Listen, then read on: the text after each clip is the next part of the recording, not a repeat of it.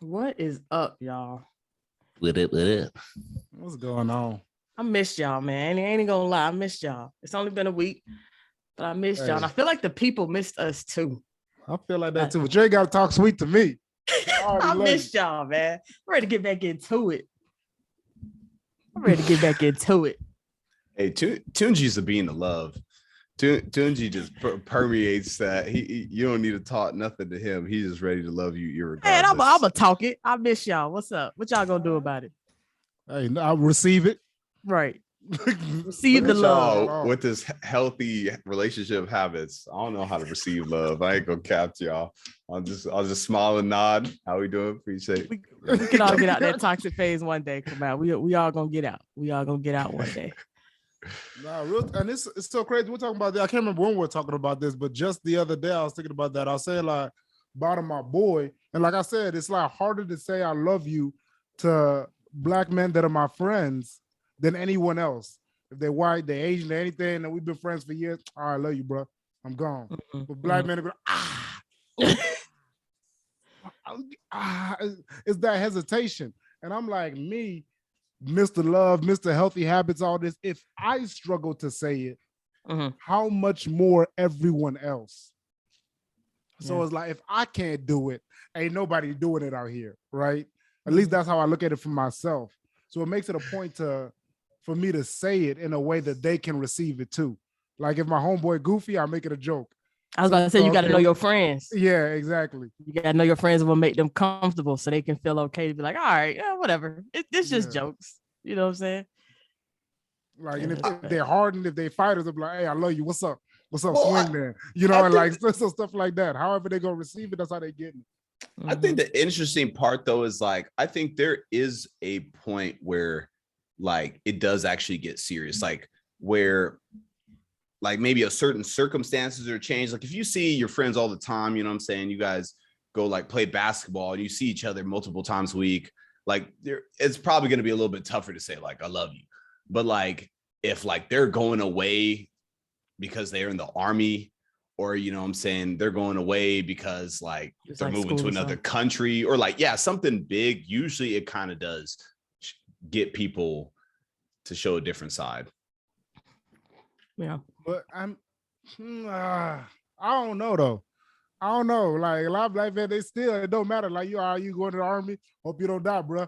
Stupid ass. Come on, I don't think it'd be that drastic. No, like, it do be like that. It do be like that. It do be like that. It do be like that. From the outside, I hear that, but to hear y'all say it, man, that's drastic, man. It gotta hurt.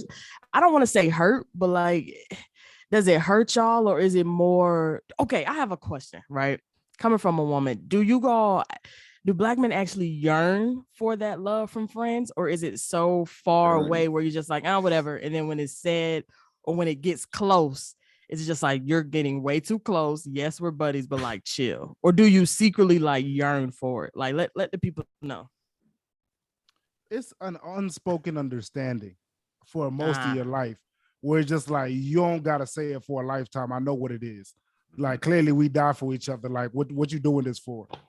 But as you get older, and you, like me personally, being a speaker and just the respect I have for words itself, and then teaching taught me it matters when you say it. Something shifts in you when you receive it.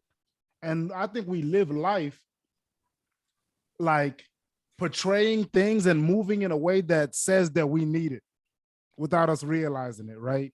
Good point. Like, and that's why I think it like dynamics where they be like, men in relationships be all cuddled up with their girl and everything like that in a different way that they don't expose in reality, because like that's one place they can receive it.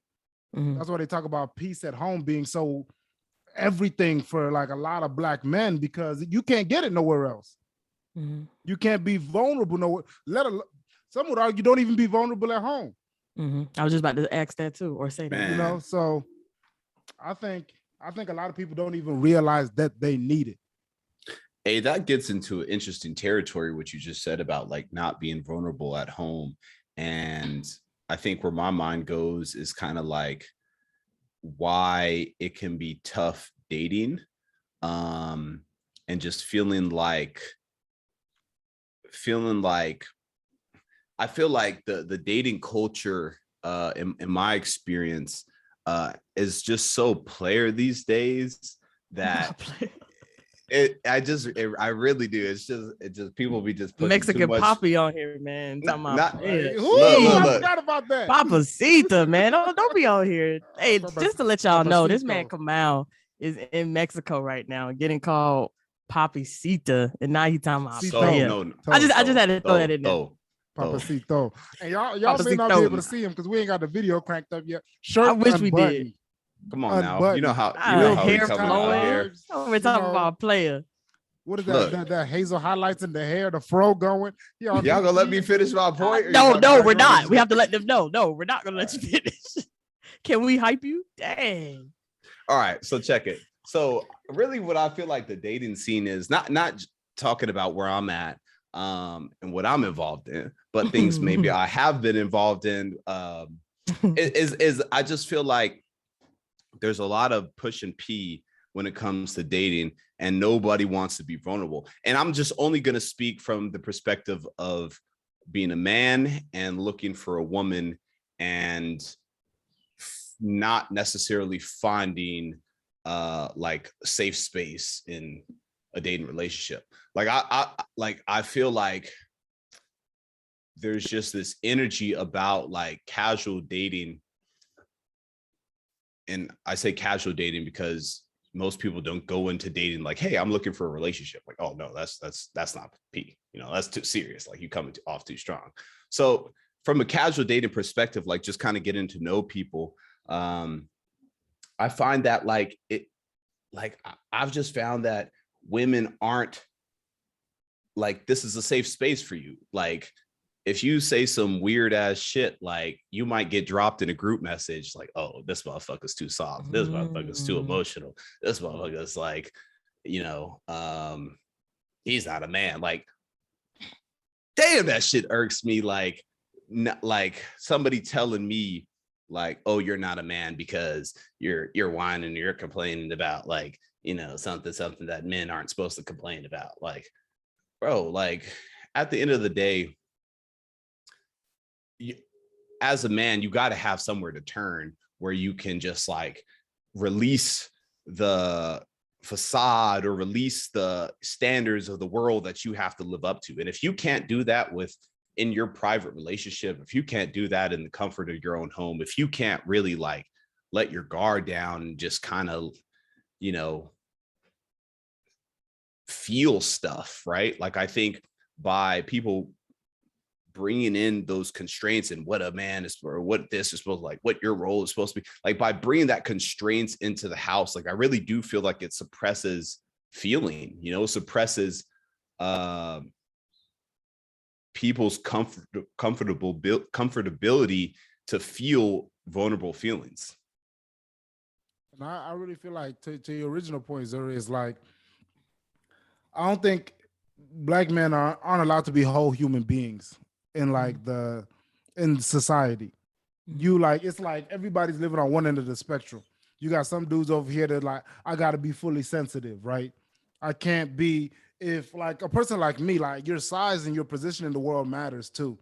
Cause I'm a 200-pound Black man, like beard, bald head. So I come off like people expect the aggressiveness, the tough exterior. So I have people the whole time I live in LA. It's so funny. My boy told me, there are people that are out here still think you like this angry, like fearsome, like dude. Because I'm also like, a cute. So I'd be hopping and I'd be going in like, I know you on a 100. Yeah. He's cute. Yeah. You're I'm the bros. Like this. So go ahead, do the bark one time. One time for the one time. Woo! That man really did. That's crisp. Get it. And they got the mic with it too. Have all them guys on, man. You're going to listen to that on playback. And look, since he did that, all y'all tap in and listen. Right? Thank you. Slow it Management. Down. I need to get that mixed and mastered. That bark is going to be copyrighted. But anyway, back to the original point. It's that like when you come, like I come off like this, so it's so much easier for me to lean into the kindness piece, right? And I feel like you're forced to. Like you're forced to, at least I feel like I'm forced to. Because I remember like 4th grade, I've always been like, this Black kid that when I wasn't smiling, people be like, what you angry about? It's that simple. Man. When I wasn't smiling, people were like, what you angry about? But then when I smiled, I was like, oh, the world opens up to me. Like, okay. And I wanted to be that's part of me wanting to be a dentist from 4th grade to like junior year of college. I'm like, okay, you smile and then the world just like it gets greasy. I was like, okay, let me give other people smile like this. So like it's crazy that I don't know. I think that's that main point just that I'm thinking about, that you're not allowed to be a full human being. And based on how you portray like fully on the outside with a dark skin or light skin, like there's some light skinned dudes out here that either they fully leaning into it or they trying so hard to be hard. Yeah. Rather than just being themselves as a human being. Or dark skinned dudes like you dark skinned. So like, hey, like what's happening? On 100 all times. And they fully lean into it. Or like me, I feel free now, but I feel like for a long time I leaned into the other way. I didn't have to seem hard. I looked it. So how do you get free? This is a funny story. So eighth grade, I came up 6th grade is for me was a height of Lil Bow Wow. So Lil Bow Wow was him, right? And cornrows, light skin, light eyes, popping. I am not that. No. So and I'm chubby, so face round, walking around jiggling through the hallways. So I had like a coming to God moment where I just looked at myself in the mirror like, yo, I'm ugly. I'm like, sheesh. Like this 7th grade 11-year-old me, like, okay, you ugly, son. Now I needed to confirm, so I checked with my sister and I'm like, yo, I think I'm ugly. And she's like, what? You're not ugly? And whatever she said, like, made me understand that she loved me, but also confirmed that I was ugly. I was like, okay, yeah, she loved me. That's what's up. But you ugly, son. So I looked at myself and I'm like, what you gonna do about this? And I'm like, I'm be hilarious. And I started roasting. This is like 7th grade, like roasting back. Like, roasting gonna always save you. Like flame. Always. You know what I'm saying? Like, so I was going in for a minute. And then I remember it was like the end of 8th grade or something like that. And I'm just used to being loved. Like, I'm blessed. So I was like, oh, talking about somebody with somebody, and they're like, oh man, yeah, Tunji. I'm like, oh yeah, Duran, hilarious. And like, oh yeah, Duran said he don't like you. You're always talking about somebody. And I was like, huh? Duran's my homeboy. And at that moment, I was like, nah, I can't. I didn't like that feeling of being like, that's not who I am. The villain. People knowing me for talking about them, for knowing like, and I just decided I walked into school 9th grade year and I'm like, I'm gonna be me. Whatever that looks like, win or lose, good or bad, whack or dope, like I'm gonna be me. And that's my coming to age story. It all started with being ugly. So being ugly is important. Being ugly can get you where you need to be. I think I want to hit on one thing you said of when you realize who you were trying to be to make it, in that environment where when you thought you were ugly, when you asked your sister and you actually got back into yourself because you were saying like, I don't want to be this person if this makes someone else feel this way. Yeah. And I think a lot of people at a young age cannot tap into that yet or don't even realize that. And really, maybe people older as well haven't even gotten that lesson yet because they're so fixated on that selfish part of like, no, I want to be appreciated. I want to be that cute guy or gal in high school, middle school, or whatever, that I'm going to do whatever it takes. You know what I'm saying? I think that's a lesson in itself. Like, for people listening right now, man, just because you want to be perceived as something doesn't mean you have to hurt people in the process, especially if it's a homie. I think that you said, Tunji, that it was like a homie. So like in that case, like homies come first, friends come first, but at the same time, get into where you want to be, but not hurting people, man. That's a lesson you can take shit in almost everything that you do. You know what I'm saying? To this day, I've been reflecting on that a lot to be funny because it's easy. It's easy to like bring yourself up and roast, like bringing somebody else down or even bringing yourself down. That's not a lot of things people don't talk about. Like a lot of overweight kids build that skill of bringing themselves down first before I beat you to the punch. Humiliate yourself first. Right. Yes. And then it's hilarious. And that's how a lot of people become comedians out of pain. Yeah. And they just feel like better. I'm better at it than you. I kind of feel like it's I thought everything you could say. I feel could like be an insecurity thing too. It's a generational thing, in my opinion, though. Like, I feel like self-deprecating humor is a lot more accepted and just like, and if it's almost to the point now where if you're not self-deprecating, you're arrogant or you're cocky. Yeah. Ding, ding, ding. Jim drop. Yeah. Nah, that's real. Yeah, and now this is coming off a Kanye documentary, right? Of like probably one of the most in public, arrogant, confident, whatever word you want to use, guys out there, knowing that his craft is good, but going that arrogant way. Like you never really heard him or his mom, is like I saw what they showed in the doc, really belittle him or him belittle himself to make himself smaller, because there were so many times I was watching that doc where he could have belittled himself in the studio with Jay-Z, right? Him walking in, asking him to be on a song. He could have took that moment to make a joke, right? To make himself feel smaller, to make Jay-Z feel like that guy, to get him a chance. But in that moment, you got to ask yourself, if I belittle myself, will I really get where I want to be in the long run? Instead of right now making the CEO of Rockefeller feel like that guy. You know what I'm saying? And I think people missed this was the number one, it's Cootie season. For anybody to see the documentary vlogging season for real about Cootie, right? He the real visionary. That man built different. He had the juice. Don't even get me started. But the other gem that I feel like a lot of people didn't catch, that I probably watched 10 times. He said that, man, I feel like I can do anything because of my ability to learn. He's like, what the trigger for him was getting access. Mm-hmm. He said, my beats wasn't always hot, dog. I spent all this time working on them, and he was around people that cut samples and made those dope beats and developed the skills. And he's like, so you think I'm gonna be in the studio with Jay-Z, Nas, Ghostface Killah, and all these other greats, and I'm not gonna develop my own skill? Come on now. I love that part too. It's not just about I'm just in here, I'm dope. No, I could be trash right now, but it don't matter. Look at my environment now. Yeah. Look who I have access to. Mm-hmm. Same thing he's done with fashion. Same thing he's done with every single other thing. Producing, with shoes, is the community he gets to be a part of. And he's like, they're gonna inspire me. I'm gonna learn that it's over with. Mm-hmm. I can do whatever I want. You just have the access to the people. And I feel like if people get that perspective, it's over with for everybody. And one thing I loved about him is seeing Kanye in action from so back when was seeing that this man would literally say what he was about to do every time. This man would get up on the stage and he would say, I am going to be the biggest in fashion. I have the best beats. I am going to be on every song y'all hear. And it's just to see it come to life and to know, how his brand took off. And he was really the same person he was back then that he is today. It's just because we see that work that was put in and we see the result. And we see that baby that was born out of it. And we're just like, man, this man was always like that. Why are we tripping now? He was always talking reckless. He was always telling us what was about to happen.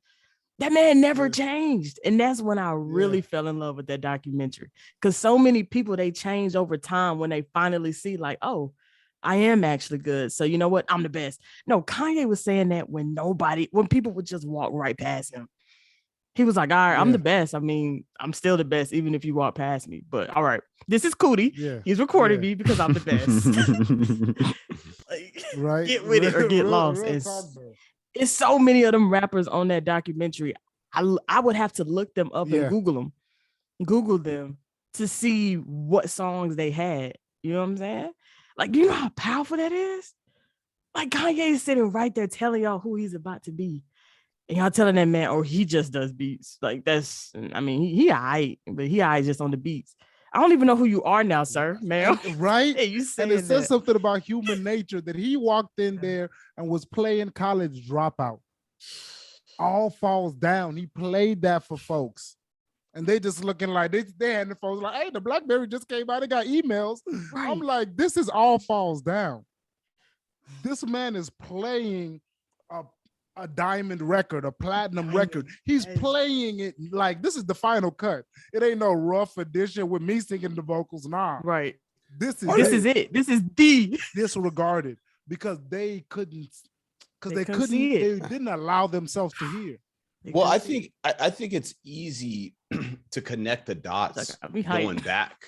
You know what I'm saying? Connecting the dots after the fact is always the logical thing. It's always y'all were crazy for not seeing this. But in the moment, I think while I respect Kanye's genius, I think for him to be able to say I 100% knew that this was going to be, like I don't think anybody 100% knows, right? Like they're going to put their everything into it. They're going to believe it, and they're going to convince themselves, even if they are scared, to go forward.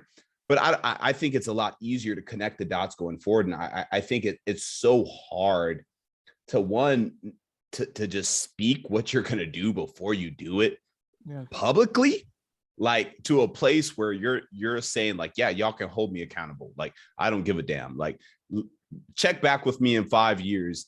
And I think whether it comes true or not, like, I think you if you're that kind of person, you just show up like that all the time. It doesn't matter if Kanye said he's going to invent like a flying spaceship.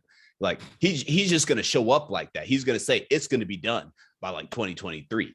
And I feel like if you do that so many times, if you do that with all the things, a lot of and you're a hustler like that, like you are going to make some things happen, and people are usually just going to focus on the things that did happen as opposed to the things that did not happen. Either way it goes, like you are taking a risk. And yeah, I mean, I just being able to say that and to command that kind of existence of your life before you actually know that it's going to happen. It's so powerful, but it is so fucking hard to implement that in practice.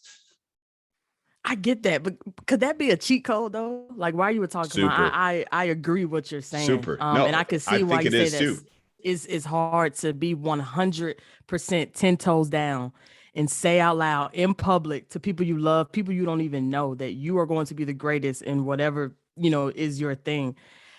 But like you said, sometimes imposter syndrome can seep through. Sometimes those hardships seep through. You're just like, dang, I shouldn't have said that. But it's just like, if I already said it and I already put it out there, guess what I have to do now? I have to follow up, or I will be the most fraud, lamest, whatever word you want to put on it. And, while you were talking, I'm like, damn, that might be the cheat code. Because you want it. You know what I'm saying? You want it. Yes, the technicality of actually getting in your craft and consistency, all that plays a part. Yes. But like, what if the cheat code is really saying, you know what, y'all, I'm going to be the greatest painter, right? And it's just like, dang, I actually got to become the greatest painter now. I already said it. But like, that's a little motivation though. You're like, all right, I already said it. Let me actually prove it now, It's like that energy drink that we need to just be like, you know what, I already said it. It's out there. I can't take it back, because words are everything. No, and also like, so to your original point, Kamau, what made me felt like this is different than hindsight is 2020 is because Black people know music. Like, a banger when you hear one. It don't have to be any reference point for it. It could be 3022. All music is lost. The first Black person is gone again, and then they put on Thriller. You're like, oh my God. They put on Mask Off by Future. You're like, oh yeah, this is it. This was a banger, like, So for them to be so locked in their perspective, right? And that you are only this, they couldn't hear the music. So I thought that's what was profound to me. And to your point about speaking it into existence, it's like the only way somebody gets to that skill level of being the greatest is when you put it out into your community. Like, well, number one, it's yourself. It's part of who you are as a human being. He put his identity into the music. So if I quit doing this, I'm no longer who I am anymore. Like, he was rapping about his family, hey mama. So it's like, you can't go back on your existence. Like, nah, this is like, it wasn't just I'm selling something and I hope this works out. It's like, no, this is me. And I know I'm valid. I know I have value. And a lot of people don't speak to the part of already getting a win. He already had the momentum of being on hit records, producing them. Mm-hmm. And once you get that first win, that's heavy, that thing is addictive. Once you get that ball rolling. Like, even me, I think about with the stuff I say, like 100 million Black men in flow state. It's happening. Even if it's not in my lifetime, it's going to touch this planet. Like, I know that I know that I know. Mm-hmm. But also part of it is the wins I've gotten before this moment. The people I've seen it impact. The people that have poured this into me. Like, I've gotten so many W's. You can't tell me different now. Mm-hmm. Like, you talk greasier once you get that W. So the thing is, when you get that first W and then you put your identity into something, like, you get a Kanye West. I feel like the the challenge with speaking stuff into existence publicly like that is whether or not you limit yourself from being able to pivot and proceed. Like whether or not you, and I think it's more of a mental limitation than I think it is anything else. If you kind of show up and say, my name is Kanye West and I'm going to be the next president of the United States of America. But then all of us knowing how Kanye rolls and his connection with the higher power, and God pulls you in a different direction, and resources need to go in a different direction. Like, are you a fraud for not being the next president of the United States? Did you fail? I don't think so, but I think one of the challenges with or one of the fears I think people have with speaking things into existence is this: am I married to what I've just said? Can I not pivot from my original plan because now all these people are looking at me? And I think I think on the onset that it's a lot scarier to kind of make that promise because you already are trying to think about how can you backtrack. But I think people who speak things into existence, I don't really think they're doing it for anybody else, right? Like, I don't think they're speaking it into existence for our validation. I think they're pursuing their own calling, and they're so embedded in the truth that they're going to say it and they're going to believe it and they're going to speak it, and they don't really care who hears it. But I also feel like if you're that in tune and that embedded with where you're trying to go, then I think you should be able to shake and move and pivot and head in a different direction. So, and I think what's so powerful is, and stay with me while I say this, I think the intentions being pure is so important. And by intentions being pure, I don't mean positive. I mean it being about people.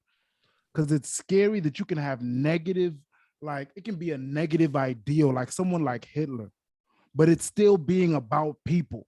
Like Kanye, if you look back at the beginning, he said, I have something to say, and there's a whole group of people that need to hear it. Like hip hop was just about like gangster rap. It was for the like gangsters, for people that are out here riding and getting the drugs. Like that was all of it. That was all of it at the time anyway. That's what the top was at. And he's like, there's all these people that aren't being spoken to.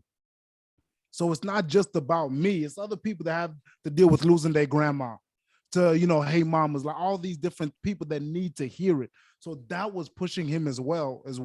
So it's like when you have a reasoning that's bigger than yourself as well, I can't quit because it's about these people also. So that's what made Kanye like, I just had to find a different avenue. So then you find him doing deaf poetry. Like, not because he's a poet or he wanted to do poetry, but this is getting me closer. Let me pivot and move in this direction. Okay, let's do a music video ourselves because this the pathway to plan A isn't working. Let's find another pathway. So a lot of people would see it as, I still see that as pivoting and proceeding. Like you pivot in a different direction to get to the destination. Oh, that's facts. I think, Kamau, what you said was so profound, right? And what I really felt when you said that was sometimes even if you put it out into the world and you feel like you have to stand 10 toes down on it, but then you say you might hear God's voice say, hey, you know what? This is actually not for you. You have to, move around and try something else. But sometimes even in that same niche that you were in, that you put out into the world that you were going to do and be the best at, sometimes I think sometimes you can actually pivot within that same arena and in that same room and in that same niche that you were in. But maybe your approach is just going to be a little bit different that you need to take this time. And I think that's an important part too, because there are so many ways to pivot and proceed. Sometimes pivoting is not literally changing your entire aura of your life or changing your entire purpose, changing your entire message to the world. Sometimes your niche might change. Sometimes the people that you're supposed to touch are going to be different. time, but because I truly believe words are powerful. So if you feel it so much that you're going to be the greatest in this, just because you have to kind of pivot a little bit in how you get the message out, or where you get the message out, or how you get the message out, you're still standing in what you said. It just might be a different approach this time. Totally. And I was just gonna say that I feel like that's why it's kind of more of a self-limiting, like mental limitation than it actually is limitation. Because I think sometimes we have a tendency to want to simplify stuff or just make it black and white. Like, oh, if I'm not doing it this way, then it isn't being done correctly, or I'm failing, or I'm quitting. And I don't think that's the case. Like, I don't think really anything is black and white, especially when you're pursuing the thing that makes you come alive, right? Like, I think it's such a just wide spectrum of colors and just, you know, angles that you can take at this thing. And to your point, Zuri, about pivoting within the niche, I think that's a great illustration, right? I think one of the things I've said on a previous episode is about pursuing a calling of yours, and maybe you decided not to at a time. But I think if 10, 15 years go by and you haven't pursued that thing that you always wanted to pursue, you're still going to want to pursue it. But the way that you pursue it as a 35-year-old is going to be very different than the way that you pursue it as a 15-year-old, or as a 25-year-old, or as a 30-year-old. Like, you're just going to be able to approach that thing from a different angle. Like, if were always super passionate about basketball, but you never made it to the WNBA, that doesn't mean that you won't be involved in the game. Like, maybe you start a podcast, maybe you become like a commentator. Like, there's just so many ways that you can show up, you know, and fulfill your calling in the niche. And I think people need to release themselves from the constraints of, I have to show up this way because that's what everybody else thinks I'm supposed to be doing, or that's what I told everybody else how this is going to be done. Yeah, and you asked a great question, Kamau. You said that at the end of the example, you're like, so if I say I'm going to be president and I don't become president, like, was that a failure? And I think the answer is yes. But I think we should also allow ourselves to have what I call beautiful failures, where you don't have it all figured out. We think we know what we want a lot of the times, and we don't. Like, we grow up, some of us, with such little access.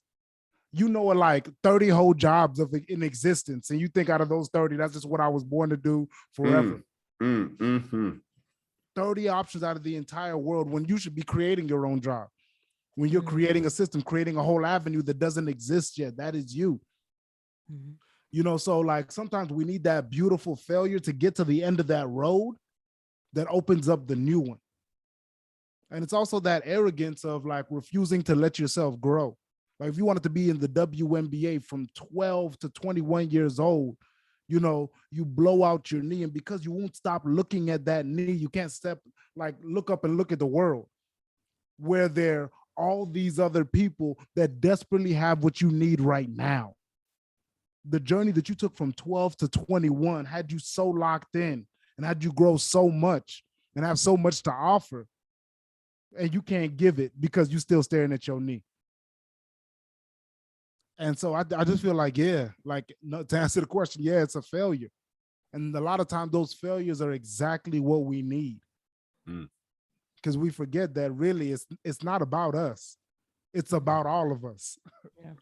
How do you feel about that, Zuri? I want to ask you specifically, because I feel like you've said in the past that you're a trial and error kind of person, but I also feel like you don't necessarily label things as failures if they don't work out. And I'm curious to know the dichotomy, and like, how do you find balance in between the two perspectives? Man, so that's a real good question. Yeah, so I definitely get what Tunji was saying. I think that's hella true. You know, failure can definitely be beautiful. But one way, how at the same time, how I see failure is kind of like rejection, right? You think you're supposed to be going one way, you have your mindset on that, and then you get rejected. You're like, wait a minute, how can I get rejected from something that I thought I was, that way I was supposed to be going. And rejection can be redirection.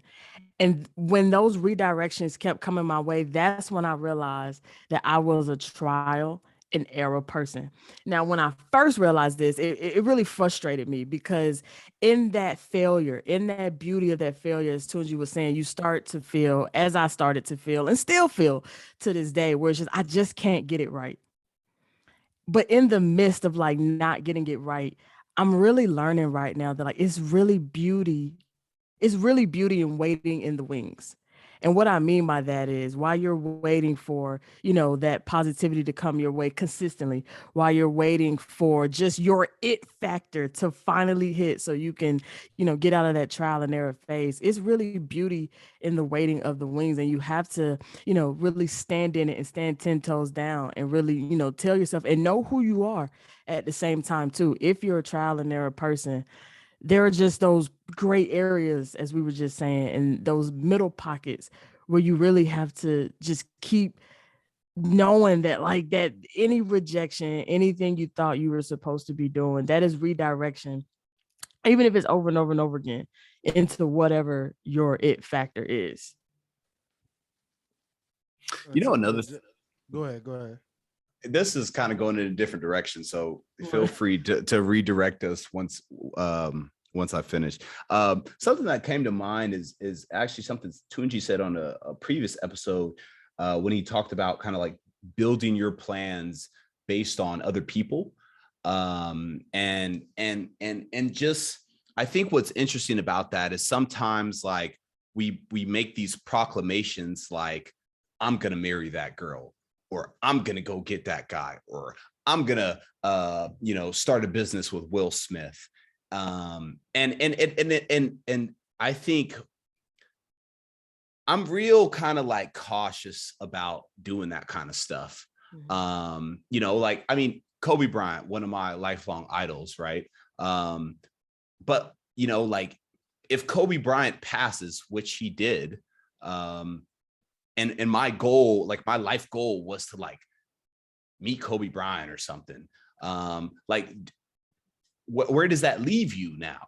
That leaves you in a position of powerlessness because something that was out of your control that you staked so much equity in now is no longer an option.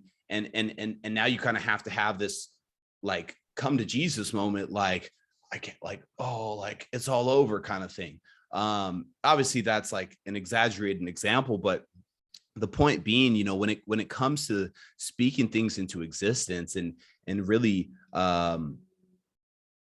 drawing your line in the sand for what you want to go after and how you want to show up for yourself and for the world, like I really think it's an individual journey. You can do that for people. I can show up for my best self for all the kids who struggled with ADHD.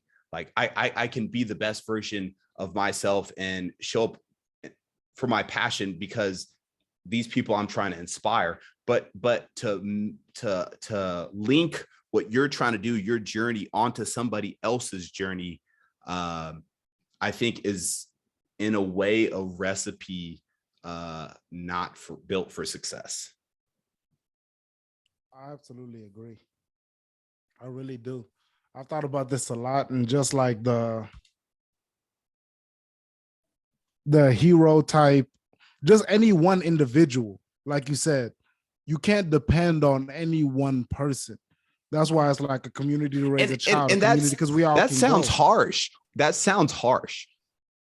We can't depend on ourselves. Talking about like that's what I mean too. I'm not talking about like people are trash.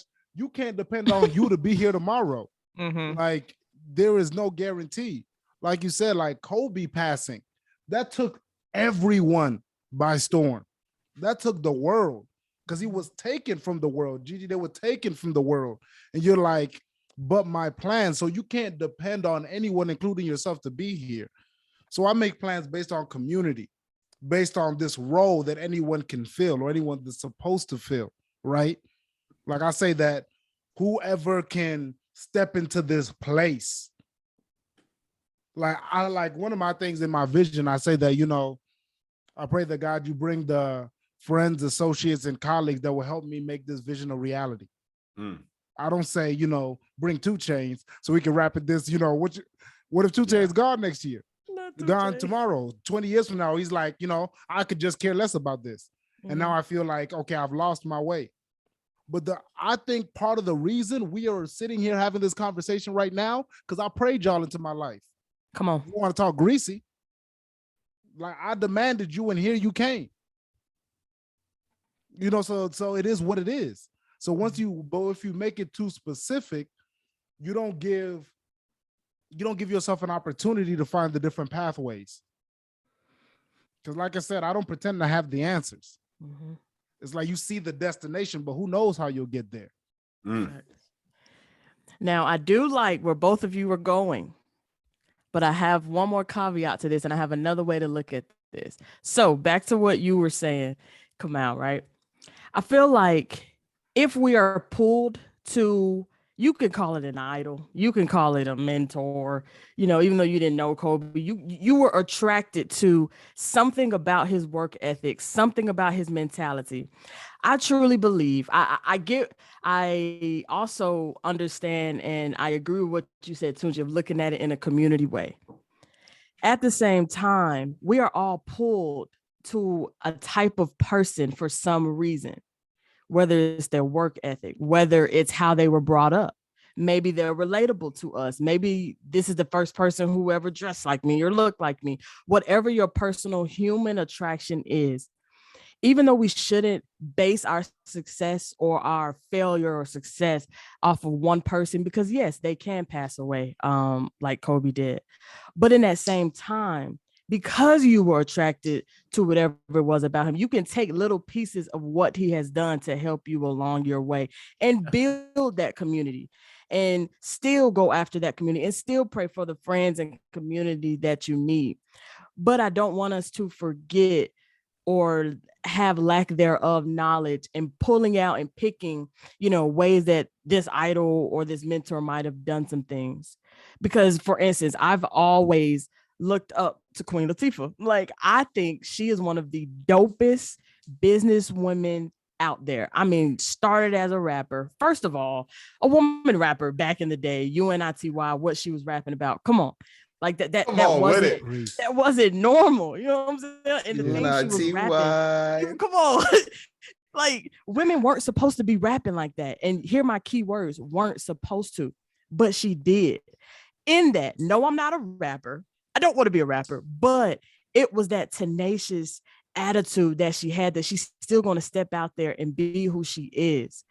I'm not going to now, if she passed tomorrow, I'm like, oh man, what do I do? I'm going to take what I learned from her, from how she was brought up, from her neighborhood, whatever it was that I was attracted to, take those little pieces and maybe build a community and make sure that I have those personality traits that I saw in that individual, and apply that maybe to myself or how I do business or whatever it may be. I think what you're saying, though, is largely really about the spirit of a person as opposed to the actual physical manifestation of a person. Because, I mean, I've gotten to a place where, like, I'm not going to say my idols have become my rivals, but sometimes, people I've worked with, for instance, who I've just really looked up to or exalted, like, oh man, they're the best, business leader, blah, blah, blah, blah. And then you start working with them and you kind of see them like, oh, like, you're not this god that I painted you to be, you know what I'm saying? But that doesn't mean that their inspiration was any less valid or any less impactful. I mean, like, I just really connected with the spirit and how they were showing up maybe at that time or how they still carry themselves. But it's kind of just one of those things. I would suspect that a lot of NBA players like Jason Tatum grew up watching, I don't know, Chris Paul and he, he's studied him, all this and that. And you just think that this person is this godlike figure until you step on the court with them and you're sizing them up like, boy, I could take your ass right now. Yeah. You know what I'm saying? And you have to have that perspective change where you still respect the person and you love them for inspiring you the way that they did, but you're not attaching your success based on this person. Like, you ultimately have to transcend what they showed up for you as, right? Like, Kobe had to transcend what Michael showed up for him as. LeBron had to transcend what Michael showed up for him as, right? Like, I think they were ultimately attracted to the spirit of how this person was doing their thing. But you got to get to a point where, like, your ultimate dream has to surpass that, right? Like, you have to unlink that from the physical manifestation of this one individual. Two things. I don't know if I said this to y'all before, but this is a gem, right? Maya Angelou said this in her Rainbow in the Cloud speech. She said it's from Terence. This is an African man that was free in Africa, brought to Rome as a slave, ended up becoming one of the most prolific playwrights of his time, earned his freedom. He said, Homo sum, humani nihila me alienum putu. I am a human being, and nothing that is human can be alien to me. What that means to me is, no matter how great the deed or how terrible, if a human being has done it, I am capable of it too. Talk. So it's like, once you get to that point, like, just meditating on this all time, like, everybody that I looked as an idol, I looked at like so much respect for, that respect is still there, but I see them as a peer. Like, I have humanized all my heroes. Another African proverb, paraphrasing, it said, when one receives a message, one should take the message and not the messenger. So you take their whole, like Queen Latifah, for all of them, you take their whole lives as a message, as tools to use, to build yourself up, to be inspired by, to build off of. So it's like, when I do meet all these people, when I shake Will Smith's hand, I say, thank you for your growth. Yep. Thank you for your growth. No, you gave me game. Like the 3 brick story, you look at them as a man, like as women, as who they are. And I just always think about times like when I do meet them, rather than like putting them on a pedestal, it's like stepping on that pedestal with them as like, how do I thank them in a way that they'll receive it? Right. That they walk away 2 weeks from now and say, yo, I appreciate that comment. You know what I'm saying? So not me getting to meet them and then taking more, right? What can I say in this moment that I give back to them? And it's all from that quote, that like homo sum, humani nihila me alienum putu. They're a human being like you are a human being. They've looked at people just like you've looked at them. And like Kamau said, like, now you on the court looking, sizing them up like, what's good? Yeah. Like, nah, you just thought I didn't, like, I've been studying you. I heard about that. For a reason. That knee replacement you had in 8th grade that everybody else don't know about. Like, yeah, you about to get cooked. Yeah. Mr. can't step to the left like at this angle. You know, like it'd be that deep. Yeah. I think the other part of it too is like when you kind of get to a level where your idols become your rivals, hypothetically speaking, like I kind of feel like it's a little bit of a letdown because, you know, like they're not perfect and you see that, you know, and you're just like, hey, yo, like, why did I even look up to you to begin with? You know, like I don't even respect you the way I did. And I think it's a weird place to be, honestly. Because then like you're like looking at yourself crazy. You're like, why the hell did I look up to him? You know, like what did I see in him that like I didn't see in myself or something, or like, you know, just and I think you make it about the other person and you don't make it about yourself, when it actually should be about you and where you're trying to go, you know? I think it's just easy to turn into a hater when it comes to other people and what they're doing, and maybe how it impacts you. Like, it's just super easy to be like, oh, well, this person should have done this, or this person, like, if I was in this shoes, I could have did it. Like, then do it, you know, just like take it a different direction. Be what you wanted them to be for you. Be that for somebody else, but don't hate on them because you had this facade for them and they're not showing up that way for you. And that's the main piece I've realized. Like, again, is that quote, like everyone is a human being. If you pick apart anybody's life, you will find flaw and then be like, what's going on? It's because they're human. They're you. They've developed this skill, this talent, like 10, 20 years down the road. And now you've made that, and you created a whole character that didn't involve flaws. And then when the human part shows up, you're like, wait. So you just gonna tell me Michael Jordan's not Black Jesus? Yeah. So you just gonna tell me he said cuss words? He was mean to his teammates? He was like, you think these things don't come with other like there's two sides to every coin. And what excites me now, and like a practice that I do, is like I said it before, is humanizing my heroes. So I search for those flaws, right? And not in a way to bring them down, in a way to say, okay, they're human, I can touch that too. Mm. Right? Mm. And I also search for like the journey. Like, because we always look at it like, these people, this is impossible. I try and pick apart the parts that make it real. Like Kobe's dad was a professional basketball player. Like, you know, what different parts of their story makes it, okay, I need support too. Like, no one did anything alone. No one. No matter how disgusting your work ethic is, something I always say, even if you had to get it out the mud, somebody watered that dirt. Mm-hmm. Where did the water come from? You know, so once I look at it like that, I'm like, okay, this is where they messed up. Okay, I can learn from that. This whose auntie supported them. When they had their auntie or their uncle had no money left, they gave them their last $50. Okay, who's gonna give me $50 when I have nothing? Like, you know, so you look at it differently. At least for me, like, I feel like that's a dope strategy that people need to look at it as. Like, don't put them up on the pedestal. Try and figure out, okay, how do I really make this happen too? Mm-hmm. I think go ahead, Zuri. I think that's a really good part. And I could definitely relate to, at the time, I didn't call it humanizing the person, but there was a time when I wanted to be like, when I wanted to be on TV and these broadcasters, I studied Oprah Winfrey. And the more I read her story, the more I saw things that really humanized her. For me, now that I'm older, when it is time for me to start meeting people I've been looking up to, I see that as the time, that in-person conversation where I can put a voice, I can put an energy, and I can see, man, these people are really human like I thought. But when you only have the chance to read the story, like you said, Tunji, that's where you can, you know, pick across their humanized characteristics. And when I read, when, you know, Oprah got fired, I remember that feeling coming over me, even though that is a failure probably in her book.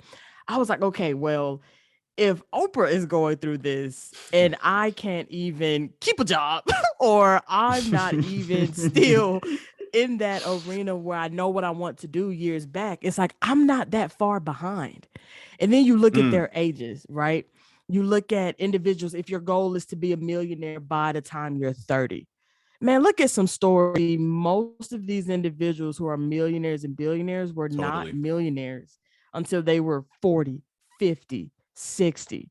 Now, we do have some odd cases, you know, where tech came in and, you know, took over the game for a while.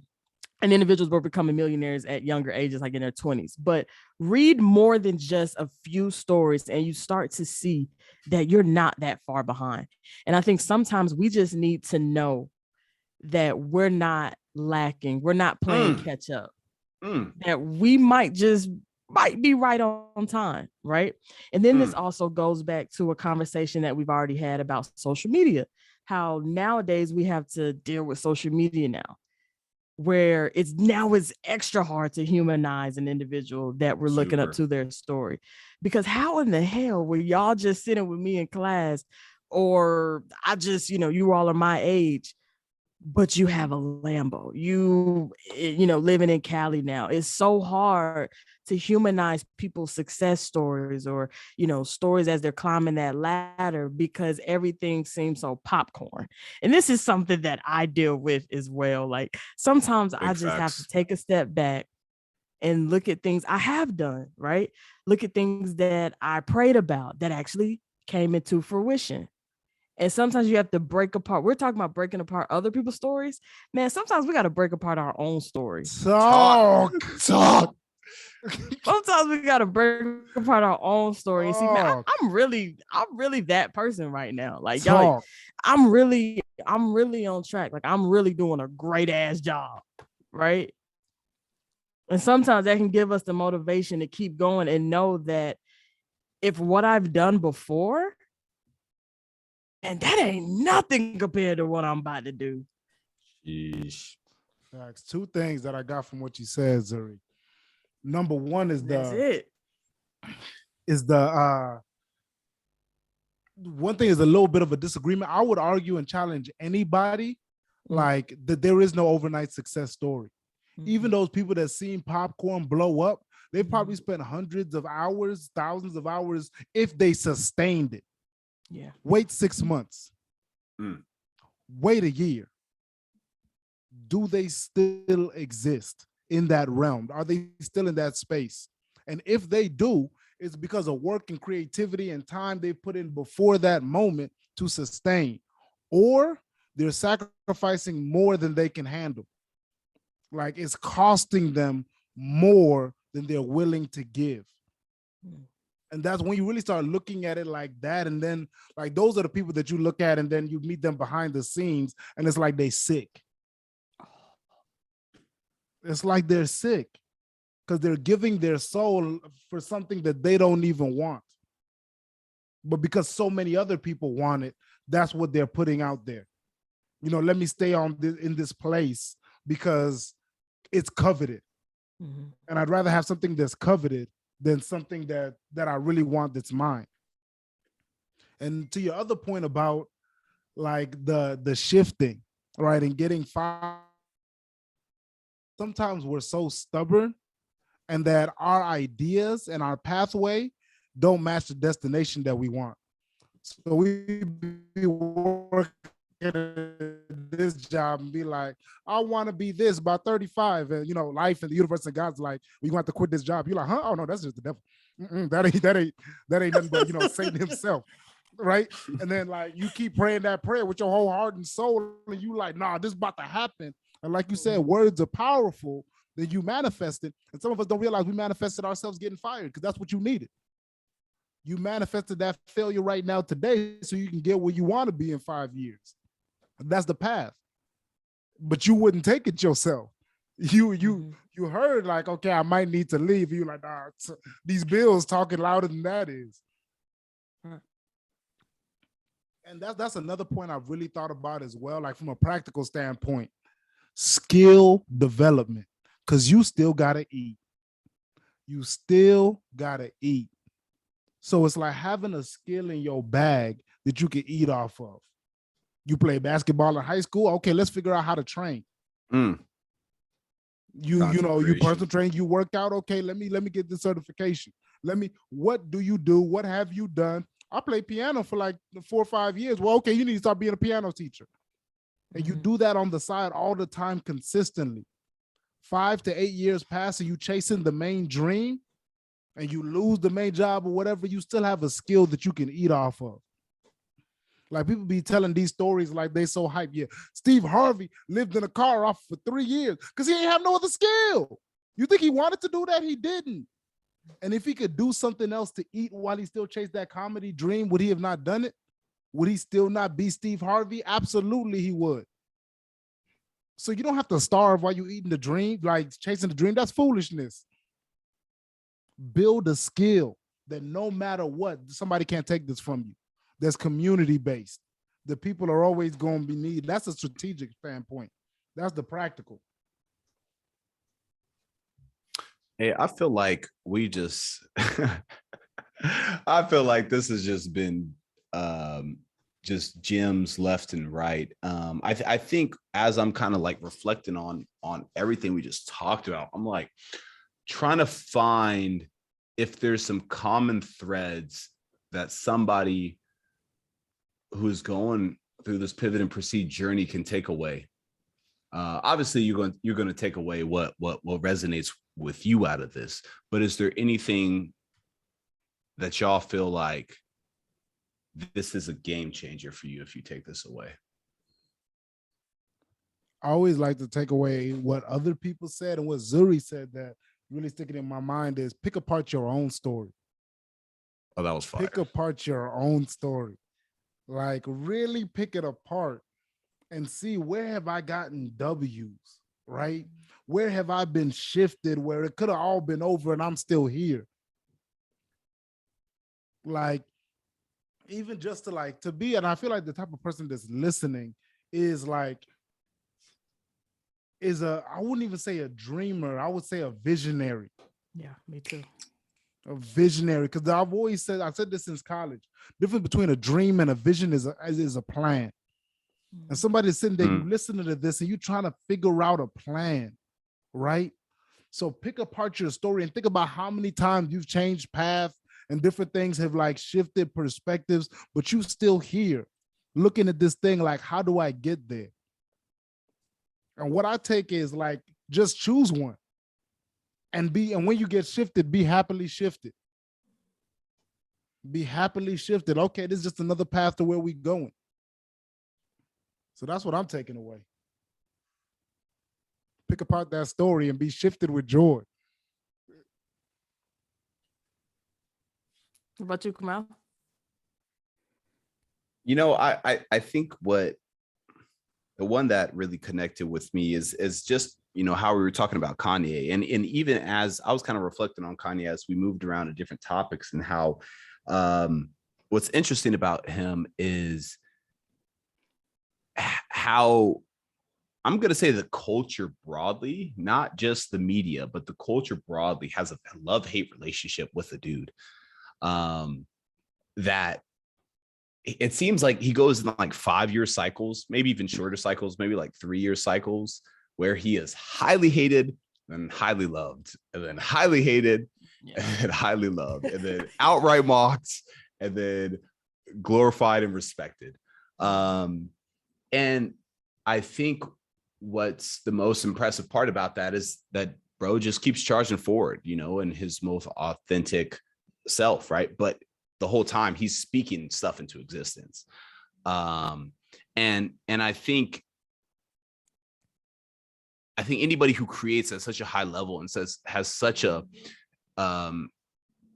impactful influence on the culture is just somebody who, whether they stand on the good side or the bad side of everybody else's perspective, they're still going to keep believing in their thing, and they're going to give themselves permission to dream, to vision, to speak things into existence. They're going to do that permissionlessly. They're not doing that for the sake of whether you agree with me or not, or whether you determine this is success or a failure, but I'm doing this because I'm living in my freedom.